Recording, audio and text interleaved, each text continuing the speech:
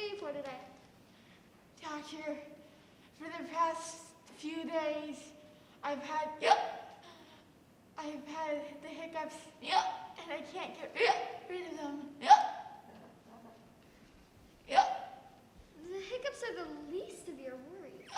You say you're 65. Well, I have the results from your blood test, and you're pregnant.